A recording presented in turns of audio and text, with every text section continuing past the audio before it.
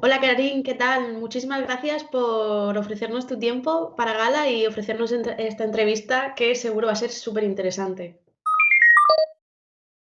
Entonces, la parte del funcionariado, hay muchas personas que tienen que seguir yendo a trabajar todavía al Parlamento físicamente, sobre todo los altos cargos, porque se requiere su presencia física. Aún así, el Parlamento está prácticamente desierto, por los vídeos que me han pasado y por fotos que he podido ver, porque yo evidentemente a la calle no salgo más que para hacer la compra y poquito más. Y por la parte política, bueno, claro, las reuniones a las que tengo acceso no veo que haya una tensión excesiva, pero sí que hay un foco enorme a resolver un montón de cuestiones respecto al COVID-19, evidentemente. Las reuniones que está habiendo ahora mismo de trabajo son muy enfocadas a resolver esas lagunas que ha habido, porque evidentemente estamos ante una situación excepcional y como tal hay que tomar medidas excepcionales que nunca antes habían siquiera planteado. Entonces, cada medida que se está aprobando ahora mismo, de nuevo, es sobre prácticamente todas sobre el COVID-19. Y también ahora está resonando mucho, por si surgiera la duda en la gente que nos ve, el tema de las reuniones del Eurogrupo. Y esto es precisamente por las medidas económicas. El Eurogrupo es donde se agrupan precisamente las 19 economías de la Unión Europea que tienen el euro. Entonces, ahí es muy importante las reuniones actualmente porque, claro, están teniendo que lidiar con una situación económica en las cuales seguramente saldrán preguntas ahora de los coronabonos, de si Exacto. mutualizamos o no la deuda.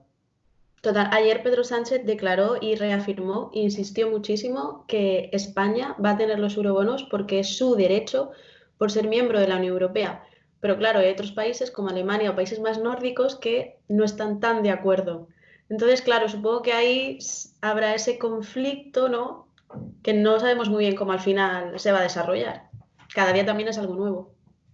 Efectivamente, cada día es algo nuevo. Yo recuerdo que durante estas semanas pasadas, prácticamente cada día me despertaba con 4 o 5 actualizaciones mínimo nuevas sobre medidas económicas que había tomado la Comisión Europea, que había ejecutado. Entonces, esto cada día puede cambiar. Y cada hora prácticamente están saliendo alguna actualización, alguna novedad, alguna declaración de alguna figura relevante de la Unión Europea que puede hacer pensar que cambian las posiciones sobre los coronabonos o sobre cómo lidiar a nivel general con la situación económica. Importante es que este martes 7 de abril, o sea, en 2 días, va a haber una reunión del Consejo de nuevo para ver, realmente para retomar lo último que se habló el 26 de marzo, que es donde nació la disputa de los coronabonos y la división, como titularon los medios, entre Países Bajos y Alemania y el resto de países del sur. Y entre Sí, comillas que del somos sur, más afectados. entre comillas lo de sur, porque algo que no se ha mencionado tanto y que es muy importante es que países como Francia o Bélgica incluso o Irlanda sí que también estarían a favor de los coronabonos en un principio. Entonces, esos países en principio no son considerados del sur. Por eso, el tema de los coronabonos es un poco los coronabonos de la discordia, yo lo llamaría, porque claro, si no están de acuerdo Total. todos los países, pues es complicado. Y aquí el problema reside en que lo que hacen los coronabonos es como mutualizar la deuda, es decir, es, en lugar de que se le dé una línea de crédito a un Estado miembro, por tanto, España dice, necesito X dinero. La Unión Europea Mm. se lo da durante un periodo concreto y se fija que luego en X periodo concreto también tendrá que devolverlo, porque es una deuda al fin y al cabo. Lo que pasa con los coronabonos es que no es España únicamente quien pediría esa deuda, sino que se reparte el coste y al fin y al cabo también los riesgos con el resto de Estados miembros. Y aquí también hay una parte de condicionalidad. Y es que lo que están pidiendo países como Países Bajos es que haya una condicionalidad, que el dinero se aplique Mm. únicamente a la crisis del coronavirus para asegurar que los fondos son enviados, no son desviados a otras causas, Exacto. Mm. y también que haya como un cierto control y monitoreo de las cuentas de los estados que reciban ese dinero. Y ahí es un poco donde está la disputa. Y aquí otro matiz importante que no me quiero saltar es que claro, esto, porque se ha hecho mucho el paralelismo con que esto es muy similar a la crisis de 2008 y es verdad. Y parece que hay muchas lecciones que no hemos aprendido y que más allá de consecuencias económicas, tienen consecuencias políticas. Pero lo que ocurre con, lo que ocurre con los coronabonos es que si no se reparte el riesgo, al final todos vamos a salir perjudicados. Es decir, todos los países van a tener que emitir deuda y todos los países van a salir con peores intereses que los que estaban antes de la pandemia. Por lo tanto, si no se juega un poco en equipo, al final todos vamos a salir bastante perjudicados. No sé qué piensas de todo esto, un poco de gestión de gobierno. ¿Crees que posiblemente esto pueda dar a otras elecciones? Sí, el tema de las elecciones es algo que está sonando y es cierto, sobre todo porque, claro, esto no lo podemos saber a ciencia cierta. Las relaciones que está habiendo entre los dos partidos del gobierno, tanto Unidas Podemos como PSOE, realmente no sabemos qué grado ahora mismo de unión hay y qué grado de, digamos, confianza también acaba quedando tras esto. No sabemos cómo de acuerdo están en cada medida, en cada declaración, en cada postura. Pero, hablando respecto a cómo ha actuado el gobierno, de momento, yo aquí sería muy cauto porque hasta que esto no acabe, realmente no sabemos, poniendo en términos futbolísticos, que siempre son símiles que funcionan muy bien, no sabemos cómo acaba el partido. Entonces, a ti te pueden Mm, estar metiendo una goleada, el virus en este caso, porque es que nos está ganando a todos, y en esto no habría que hacer distinción de ideología, sino de medidas que se apliquen o que no, porque la partida puede acabar bien para nosotros al final, o no tan mal como se esperaba al principio. Yo creo que aquí todos los países han llegado un poco tarde, en mayor o menor medida, pero todos han llegado tarde porque esto les ha pillado a todo el mundo por sorpresa, más aún Europa, que de golpe y porrazo en una semana se ha convertido en el foco central, y es cierto que no se esperaba. Entonces con la medida sería cauto. Sí que es cierto que a lo mejor hay aspectos que pueden alterar un poco más a la población y que puede hacer que no confíe tanto en las instituciones, algo que ya se viene mm. agravando desde años pasados y no solo en España, con las instituciones políticas, me refiero evidentemente. Y es que cuando no se le habla claro a los ciudadanos o cuando no se dan mensajes muy concisos o quedan dudas después de declaraciones institucionales, ahí ya es más complicado que la gente empiece a tomarse en serio qué es lo que está pasando, si les están contando la verdad o no. Y ese es uno de los problemas. Entonces, sí, por parte de los médicos, chapó porque están haciendo lo que deben y en unas condiciones muchas veces que no están Sí, tan bien pagadas como deberían ante una situación de riesgo, pero bueno, esto es otro debate. totalmente, totalmente de acuerdo. ¿Y qué tal? ¿En Bruselas se ve la buena gestión de la sanidad pública española? Porque también hay mucha controversia sobre, por supuesto, tenemos deficiencias y también veníamos acarregados por el pasado con una sanidad pública que se necesitaba mejorar, y esto lo llevamos diciendo ya mucho tiempo, pero igualmente creo que en la medida de lo posible están haciendo, sobre todo el personal sanitario, lo está haciendo muy bien. Sí, lo que es personal sanitario a nivel individual, yo creo que chapó de lujo. Lo que sí te puedo contar, claro, sin develar tampoco mucha información privada, es que hay cierta tensión en los hospitales, evidentemente, hay cierto grado de descoordinación.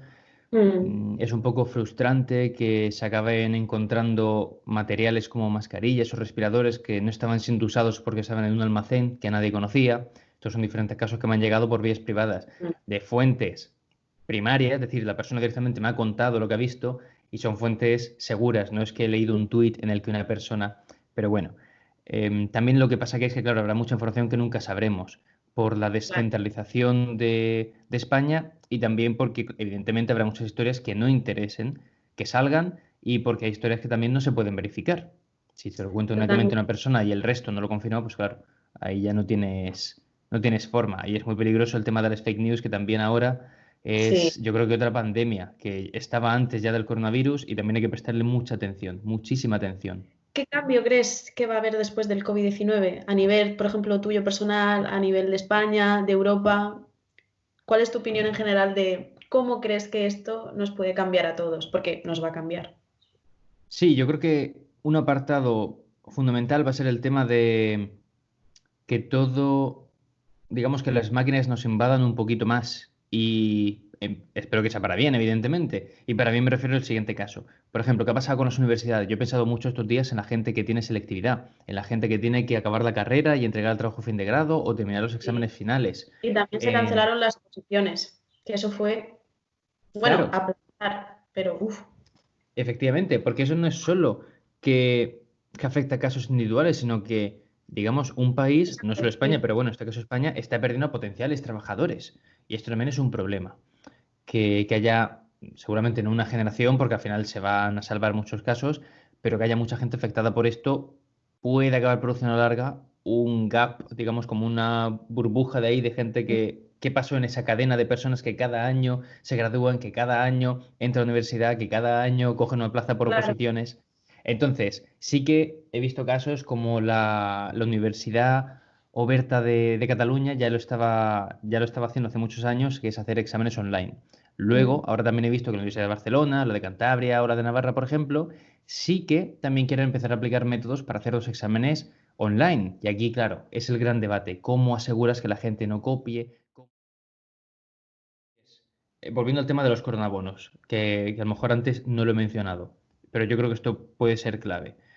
Si países desde un principio, como es el caso de Países Bajos, de manera tan tajante, y yo creo que con argumentos seguramente correctos, pero no en el contexto ideal, como es decir, deberían revisarse las cuentas de los países que no han llevado a cabo una economía limpia, digamos, y ahora no tienen dinero suficiente, no son solventes, pues seguramente no es el momento, puesto que no estamos hablando de una crisis como 2008, estamos hablando de una pandemia que afecta a todo el mundo por igual, que nos puede llegar más tarde o más temprano a otros y que nos puede llegar de manera más grave o más aguda. Entonces, en este caso, lo curioso es que si no se acaba mutualizando la deuda, por lo tanto, si no se acaban aceptando los coronabonos, que ya se verá este martes, lo que puede ocurrir es que, claro, personas desde España digan, al final España tiene que endeudarse de más y no se ha repartido ese riesgo y ese coste con el resto de países, por lo tanto entiendo que la Unión Europea no ha hecho nada, porque es España directamente quien de manera bilateral lo ha hecho, ha pedido esa deuda.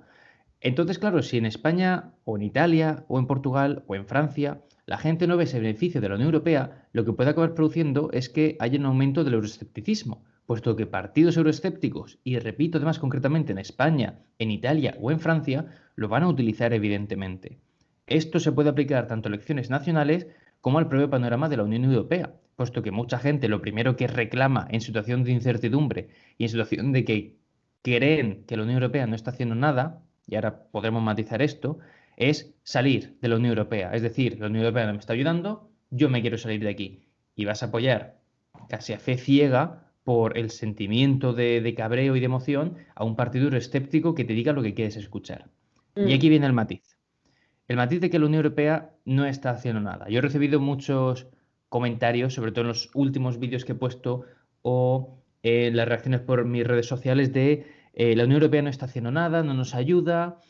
Y es como, a ver, pero eso yo creo que es un poco falta de información. instituciones más supranacionales, como es el caso de la Comisión Europea o del Banco Central Europeo, sí que han tomado medidas de manera más o menos rápida y sobre todo de manera eficaz. Sin embargo, luego las instituciones que son más intergubernamentales, como es el Consejo Europeo o el Consejo directamente, ahí ya es lo que te comentaba antes, que es la lucha de 27 egos que hay de los estados, y ahí ya cuesta más que se pongan de acuerdo. Entonces, no hay que olvidar que las instituciones, que la Unión Europea, al fin y al cabo, es el conjunto de sus instituciones, y las instituciones son elegidas por la ciudadanía. Por lo tanto, lo que también recae, debería recaer sobre nosotros es la reflexión de si la Unión Europea no está funcionando, es porque a lo mejor mi voto no ha servido para que funcione. A lo mejor yo no quiero que funcione la Unión Europea, por eso he votado así, pero me da la sensación de que la gente que dice la Unión Europea no funciona para nada es precisamente la gente que ha votado para que no funcione para nada. Y la queja no es para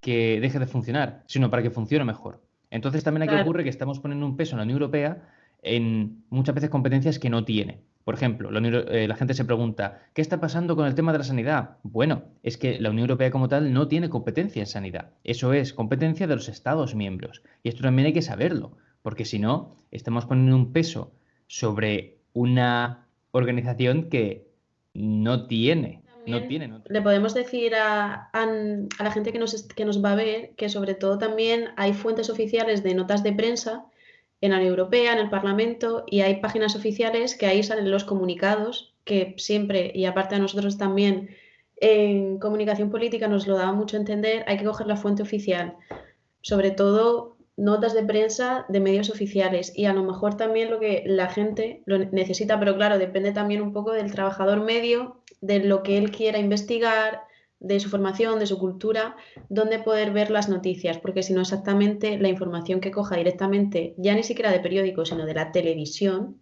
Mm. siempre está manipulada, etcétera, etcétera. Entonces eso puede ser un fallo. Sí, sí que es verdad que la parte de comunicación es muy importante y aquí la Unión Europea sí que tiene un poco una brecha porque, claro, no tiene un canal oficial de comunicación a través del cual se comunica. Es decir, la gente puede pensar en Euronews, pero Euronews es una televisión francesa, no es de la Unión Europea como tal. Entonces, claro, es muy curioso ver que cuando Ursula von der Leyen, la presidenta de la Comisión Europea, hace una declaración, tiene la nota de prensa, lo cubren los periódicos nacionales, pero no hay un periódico de la Unión Europea. Lo que hace es, Mm, claro, promocionarlo o sea, publicarlo en su Twitter y en el Twitter de la Comisión Europea, que es algo poco habitual para lo que vemos desde España. Es raro ver una declaración oficial mm. de un estado de alarma desde una cuenta de Twitter. Entonces, claro, es normal que si no ponemos fácil a la ciudadanía que se entere de las actualizaciones que Acceder a está esa viendo. información. Mm, Exacto. Es muy raro, no es lo más habitual que la gente se ponga a investigar para encontrar más información sobre las ayudas que se le da a los autónomos por parte de la Comisión Europea, cosa que sí se ha hecho, por ejemplo, desde la Comisión Europea para España. Son mm. preguntas que me suelen llegar a mí y yo le redirijo a la fuente oficial, que son las notas de prensa de la Comisión Europea, que están además en las 24 lenguas, o sea que no hay problemas con la traducción. Nada, muchas gracias por la invitación y a lo mejor sí que por acabar un poquito con una nota algo positiva, al menos para la gente que también se identifique más con el lado europeísta, ya que hemos hablado de Mm. euroscepticismo, es que hay que recordar una cosita de historia que justo pensaba el otro día, hablando con mi familia, y es Europa, esta seguramente sea la, hablando del continente europeo, sea un momento crucial, a lo mejor tan importante como la Segunda Guerra Mundial. En ese momento, yo creo que nadie imaginaba que franceses, alemanes e italianos se juntaran en un tipo de unión de países. Seguramente los ciudadanos no estaban muy a favor. O sea, solo hay que ponerse, hay que plantearse la vida de alemanes y franceses diciendo, ¿en serio nos vamos a unir? ¿O con italianos? ¿De verdad vamos a juntarnos con esta gente? Se consiguió esa unión y Mm. seguramente cualquiera pensaría que después de dos guerras mundiales, lo último que harían los países sería unirse.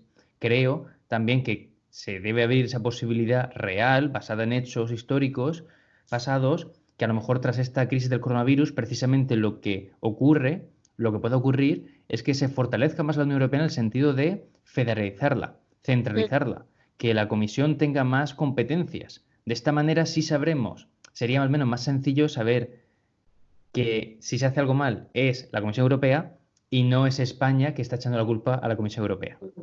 Simplemente quiero acabar con esa nota positiva y queremos un poquito de historia también para ver que, oye, cualquier cosa puede pasar muchas veces muy inesperada. Y el caso de la Segunda Guerra Mundial y luego la primera CECA, la primera Unión Europea, digamos que nació, Mm. puede ser un síntoma de ello.